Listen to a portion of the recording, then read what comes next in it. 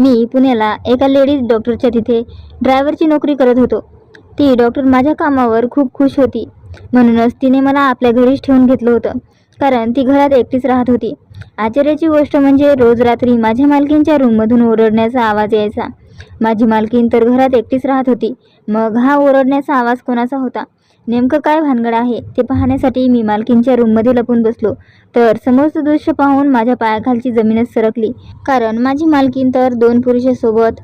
माझं नाव कार्तिक आहे. मी नोकरीनिमित्त पुण्याला आलो होतो, परंतु माझे शिक्षण फारच कमी असल्यामुळे मला सहजासहजी नोकरी मिळाली नाही. मी नोकरीसाठी खूप फिरलो, परंतु पुण्याला येऊन 1 महिना झाला होता, तरी देखील मला नोकरी मिळत नव्हती. आता माझ्या आईने मला खर्चासाठी दिलेले पैसे देखील संपत आले होते. त्यामुळे मी नाईलाजाने मिळेल ते काम करण्याचं ठरवलं. शेवटी माझ्या एका मित्राच्या ओळखीने मला एका हॉटेलमध्ये वेटरचं काम मिळालं. हॉटेलमधून मिळणाऱ्या पगारातून माझा खर्च भागत होता, परंतु मी गावाकडे यायला पैसे पाठवू शकत नव्हतो.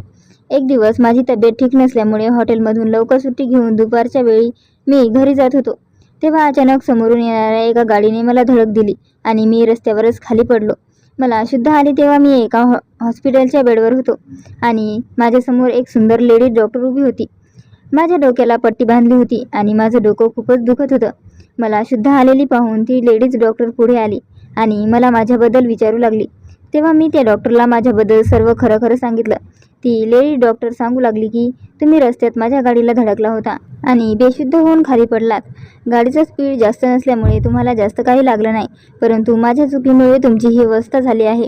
त्यामुळे तुम्ही माझ्या घरी चला, मी तिथेच तुमच्यावर उपचार करेल. सुरुवातीला मी या गोष्टीला साफ नकार दिला, परंतु त्यांनी खूप आग्रह केल्यानंतर त्यांच्या घरी जायला तयार झालो. त्यांच्या घरी गेल्यानंतर त्या लेडी डॉक्टरने माझी खूप काळजी घेतली. मला जरा बरं वाटल्यावर मी माघारी परत माझ्या घरी जाण्यास निघालो. तेव्हा ती डॉक्टर म्हणाली की मला एका ड्रायव्हरची खूप गरज आहे. काय तुम्ही माझ्या गाडीवर ड्रायव्हरची नोकरी कराल का? मला गाडी चांगल्या प्रकारे चालवता येत होती, त्यामुळे त्यांचे ते बोलणं ऐकून मला खूप आनंद झाला. शिवाय त्या डॉक्टरने त्यांच्याच बंगल्यात माझी राहण्याची सोय देखील केली होती. त्यामुळे तर मी फारच खुश होतो. मी त्या डॉक्टरला म्हणालो, मी तुम्हाला मॅडम म्हणू शकतो का? त्यावर त्या हसतच म्हणाल्या, हो नक्की. त्या दिवसापासून मी त्यांच्या गाडीवर ड्रायव्हरची नोकरी करू लागलो.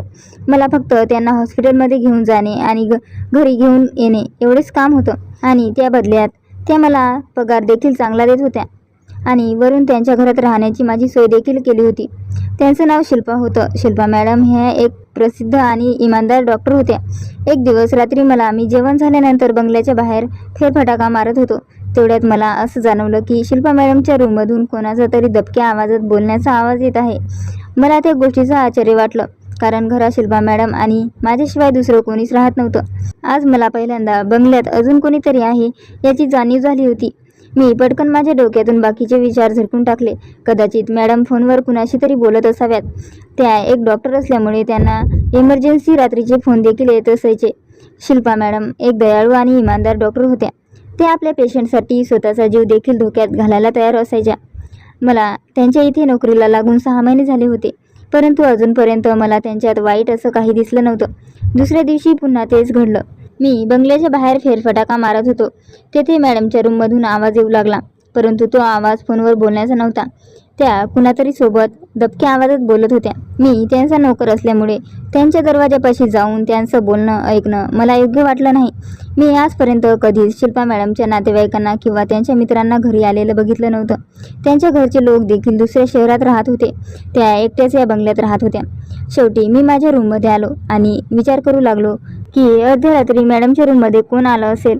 अजून तर त्यांचं लग्न पण झालं नव्हतं. त्या दिसायला सुंदर आणि तरुण होत्या. त्या हॉस्पिटलशिवाय इतर कुठेही जात नव्हत्या, कारण त्यांना मी हॉस्पिटलमध्ये सोडल्यानंतर डायरेक्ट घरीच घेऊन येत होतो. मग मला आश्चर्य या गोष्टीचं वाटायचं की शिल्पा मॅडमच्या आयुष्यात असा कोण आहे जो एवढ्या रात्री मॅडमला भेटायला घरी येतो आणि मला त्यांची खबर देखील नव्हती. असंच विचार करत असताना मला झोप लागली. दुसऱ्या दिवशी सकाळी मी मॅडमला हॉस्पिटलमध्ये सोडायला निघालो. त्या गाडीच्या मागच्या सीटवर बसल्या होत्या. त्यांच्या चेहऱ्याकडे बघून असं वाटत होतं की त्या रात्रभर झोपलेल्या नाहीत.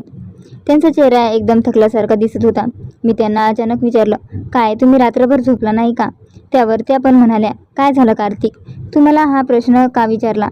मी तर रात्री 11 वाजता झोपले होते. मला हॉस्पिटलमध्ये काम करण्यासाठी पूर्ण झोपेची खूप गरज असते, म्हणून मी रात्री अजिबात जागत नाही. शिल्पा मॅडमचे ते बोलणे ऐकून मला आश्चर्य वाटलं, कारण मला चांगलंच माहीत होतं मॅडम रात्रभर झोपल्या नव्हत्या. त्यांना माझ्याशी खोटं बोलण्याची काय गरज होती? मी त्यांच्याकडे एक नजर टाकली तर त्या आपल्याच विचारात बाहेर पाहत होत्या.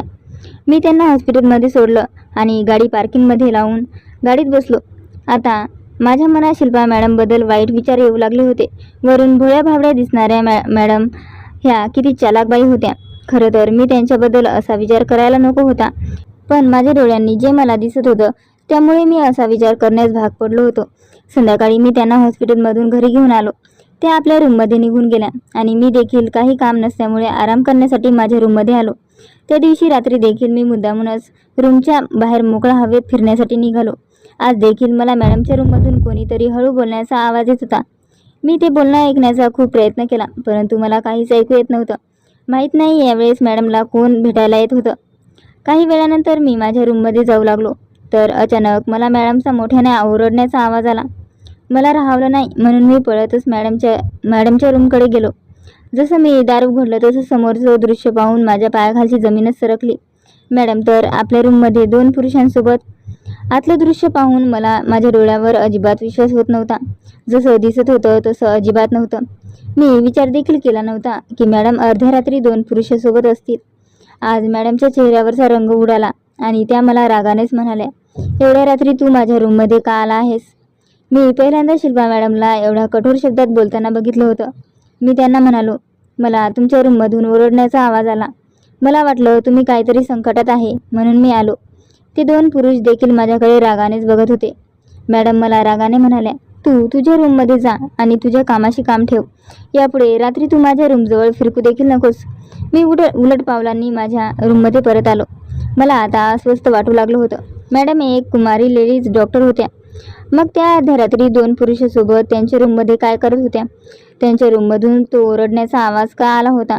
या मागची सत्यता काय आहे ते जाणून घेतल्याशिवाय मी आता गप्प बसणार नव्हतो. मी जेव्हा मध्ये पोहोचलो तेव्हा एका पुरुषाने मॅडमचा हात घट्ट पकडलेला होता. तो मॅडमच्या खूपच जवळ होता. मला आश्चर्य त्या गोष्टीचं वाटत होतं. मॅडम सारख्या एक सभ्य महिला 2 पुरुषांसोबत आपली रात्र कशी काय घालवू शकत होत्या? दुसऱ्या दिवशी सकाळी मॅडम माझ्यासोबत एक शब्द देखील बोलल्या नाही. आजही त्यांचा चेहरा चांगलाच पिवळा पडलेला होता. रात्रभराचा थकवा त्यांच्या डोळ्यात स्पष्टपणे दिसत होता. मी त्यांच्यापासून माझी नजर चुकत होतो. मला भीती होती की त्या मला नोकरीवरून तरी काढून टाकणार नाही ना. माझ्याजवळ दुसरीकडे राहायला जागा नव्हती, नाही मला दुसरी नोकरी होती. आता मी ठरवलं होतं की मी स्वतः या मागचं सत्य काय आहे ते जाणून घेणार आहे. रात्री जेवण झाल्यानंतर मॅडमला थोडंसं बाहेर फिरण्याची सवय होती. त्याच गोष्टीचा फायदा घेऊन मी त्यांच्या रूममध्ये लपून बसलो. आता मात्र मला खूप भीती वाटत होती.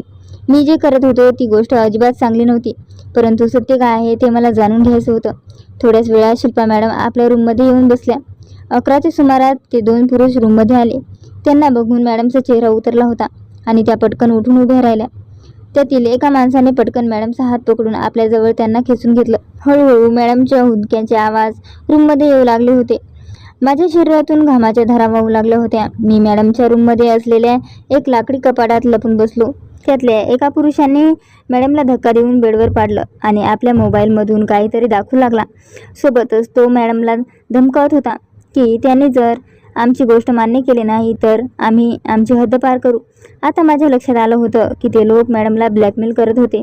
नक्कीच त्यांच्याजवळ शिल्पा मॅडमचे काही फोटो होते, परंतु त्या माणसाला मॅडमकडून काय पाहिजे होतं ते मला कळालं नाही.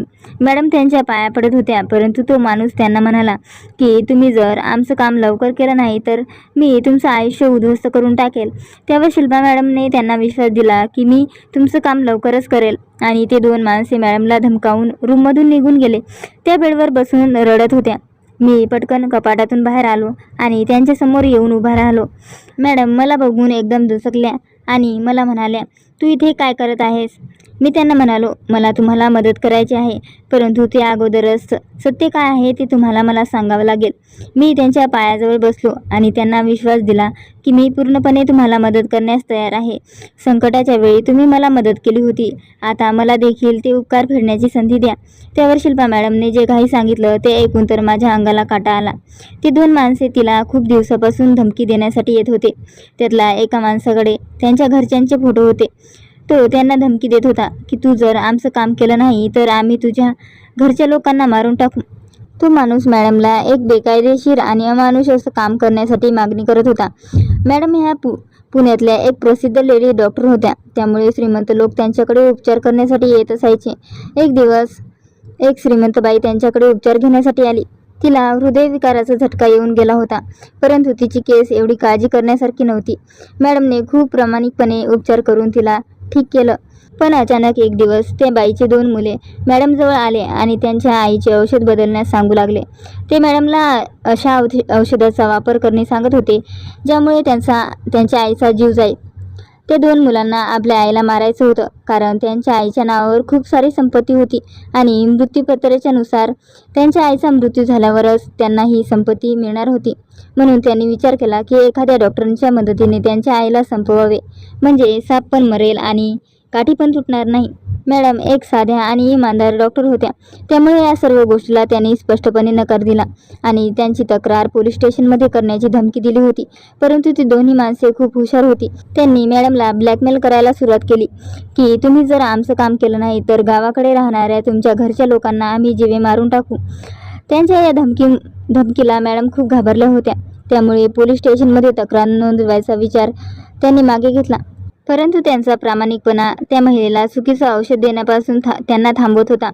काही दिवसापासून ती 2 माणसे रोज रात्री त्यांच्या रूममध्ये येऊन त्यांना धमकवत होते, परंतु मॅडम काहीतरी निमित्त सांगून त्यांना थांबवत होत्या. परंतु आता त्या लोकांची सहनशक्ती संपली होती. त्यांना कुठल्याही परिस्थितीत आपल्या आईला मारायचं होतं. आता तर त्यांनी मॅडमला हे काम करण्यासाठी फक्त 2 दिवसाची मुदत दिली होती. जर 2 दिवसाच्या आत त्यांनी त्यांच्या आईला संपवलं नाही तर ते मॅडमच्या घरच्या लोकांना मारून टाकणार होते. त्यांना माहीत होतं मॅडम या घरात एकटेच राहतात, त्यामुळे त्यांना मदत करायला कोणीच येऊ शकत नाही. याच गोष्टीचा ते लोक फायदा घेत होते. मॅडमचं बोलणं ऐकून मला आता स्वतःचीच लाज वाटू लागली होती. मी त्यांच्याबद्दल काय विचार करून बसलो होतो. त्यावर मी मॅडमला समजावत म्हणालो, तुम्हाला घाबरण्याचं काहीच कारण नाही. आता मी तुमच्यासोबत आहे. मॅडम सांगू लागल्या की ते लोक माझ्यावर नजर ठेवूनच असतात, त्यामुळे मी कुठे जाऊ शकत नाही. त्यावर मी मॅडमला म्हणालो, तुम्ही कुठे जाऊ शकत नाही, पण मी तर जाऊ शकतो ना. मी उद्याच पोलीस स्टेशनमध्ये जाऊन त्यांच्याविरुद्ध तक्रार नोंदवतो. मी पोलिसांना सर्व काही सांगतो. दोघांना जर सोबतच अटक झाली तर तुमच्या घरच्या लोकांना कोणीच नुकसान पोहोचू शकत नाही. दुसऱ्या दिवशी सकाळी मी मॅडमला हॉस्पिटलमध्ये सोडलं आणि गाडी पार्किंगमध्ये लावून दिली आणि स्वतः एक टॅक्सी करून पोलीस स्टेशनमध्ये गेलो.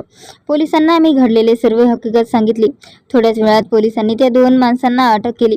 हॉस्पिटलमध्ये ॲडमिट असलेली ती महिला सांगू लागली की खरं तर ते दोघं माझी सावत्र मुलं आहेत, परंतु मी असा विचार देखील केला नव्हता की ते संपत्तीसाठी माझ्या जीवाशी खेळतील. मॅडम मला धन्यवाद देत म्हणाल्या, आज जर तू वेळेवर मला मदत केली नसती तर मी चुकीच्या मार्गाला गेले असते. मॅडमचे माझ्यावर खूप उपकार होते आणि त्या उपकाराची परतफेड करण्याचा मी प्रयत्न केला होता. आजकाल लोक संपत्ती आणि पैशासाठी माणुसकी विसरत चालले आहे. ते 2 माणसे तर पैशासाठी आपल्या आईलाच मारायला निघाले होते. मी शिल्पा मॅडमची माफी मागितली, कारण काही काळापुरता का होईना मी त्यांच्यावर संशय घेतला होता. त्यामुळे कुठल्याही गोष्टीची पूर्णपणे शहानिशा केल्याशिवाय कुठलाही निर्णय घेऊ नका. आपल्या सभोवताली काहीतरी विचित्र घडत आहे असं जाणवलं तर त्या गोष्टीकडे दुर्लक्ष करू नका. आपल्या लोकांची नेहमीच काळजी घ्या. तर मित्रांनो, कशी वाटली आजची कथा? आवडली असेल तर प्लीज लाईक आणि शेअर करा. अशाच नवनवीन कथा ऐकण्यासाठी माझ्या चॅनलला सबस्क्राईब करा. व्हिडिओ पूर्ण बघितल्याबद्दल धन्यवाद.